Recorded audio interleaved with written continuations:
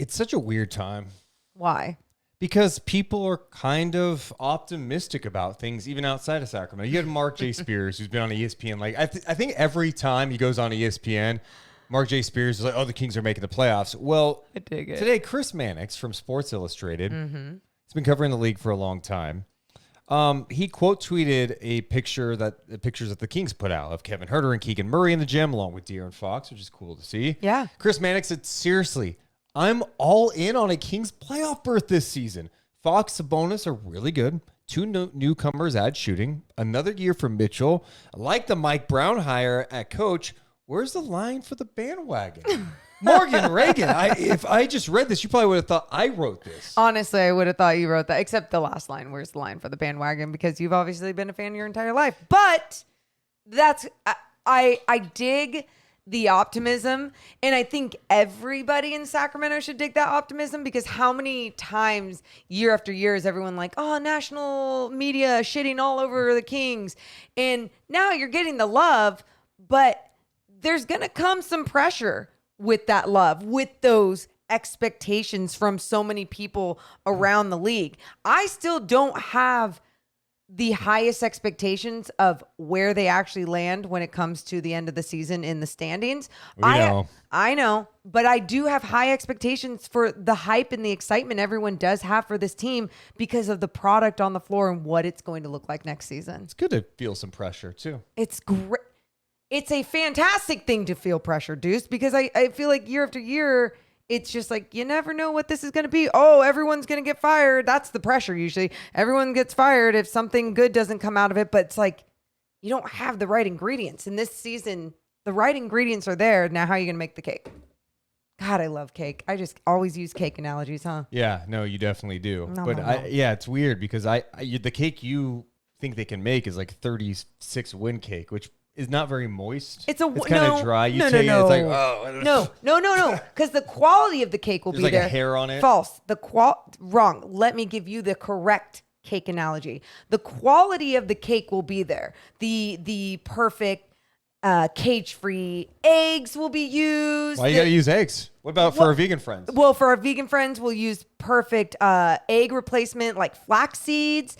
They can't be cage-free. They have to be open range. So they can actually move around. Because cage-free, I mean. Okay, it's all bullshit anyways. Organic, everything else, right? But my point is to this cake, though, is that it's a one-tier cake, But it's moist, it's tasty, it's a good cake, but that's where the cake will be this year. Does that make sense? So the quality on the floor, the quality of the cake, good. But the cake is still going to be small. It's going to land small. I know you hate the what if game. I know you hate the what if game. Okay, so I'm sorry to put pressure on you. You're going to do this to me? No, but someone in the chat has a great question. It's Mitch. She says, Morgan, if everything went right, and that doesn't mean you think everything's going to right. It's just a what if game. Okay. If everything went right, what would that mean? No, give me your his best question case. Or your question? How many wins? Because you know how I feel about that. Give me if everything. Let's just say Fox is playing at all-star level. Okay. Sabonis is playing at a borderline all-star level. Yeah. Keegan's impactful. Things are flowing. Mike Brown's defensive philosophy is coming into play. They're better defensively. Better defensively. Like, we're talking like top 20. Okay. Whoa, if they're top 20, then honestly, they're going to win. Like, at that rate, they would win 50 games. You know what I mean? And that's exactly. I don't that's okay. That's if everything went like perfectly like next level right. That's what I'm saying. But that doesn't happen, you guys. Okay. That doesn't happen in the NBA. Like that. It just there's ups and downs, and we all have seen it for every single team. No, but that's what I'm saying. That's why like everything can't go right for this team. Now, if everything went right and they already had something established, whether it was a culture or their defensive philosophy or whatever, like let's say next year, they can build off of that and become a better team with what. Okay. I don't want to talk about next year. Okay. I'm sorry. I'm focused on this year. First preseason games coming up October 3rd, Morgan. It is. A shill in the chat says, it feels weird getting somewhat positive remarks on the national level. Yeah. I don't care that Chris Mannix says that. Okay. Just as I don't care if he didn't believe in the Kings. Like people get bent out of shape based on some opinion of a national writer. And I gotta be honest, most national guys aren't like totally locked in anyway.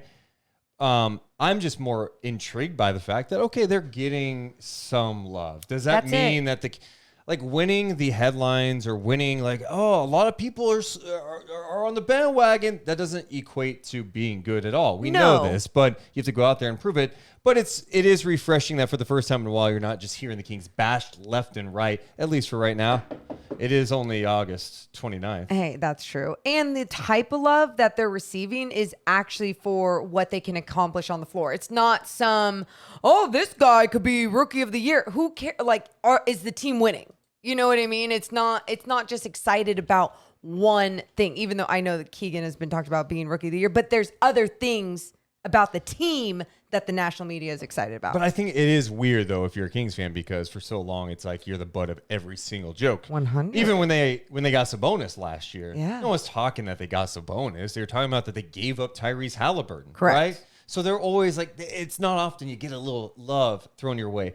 It's weird, though, because, like, in school, like, if you were getting bullied by someone and then all of a sudden like they're being nice to you, it's kind of weird. You're like, hey, what is this? Where what's the big idea? Are you going to manipulate me into doing something? What's happening? Yeah, you're right. I don't know, like Chris Mannix, are you just messing with us right now? Yeah, what are you doing, Chris? Huh? Mark J. Spears, are you trolling us? Yeah, what are you doing, Mark? We don't believe anything you're saying right now.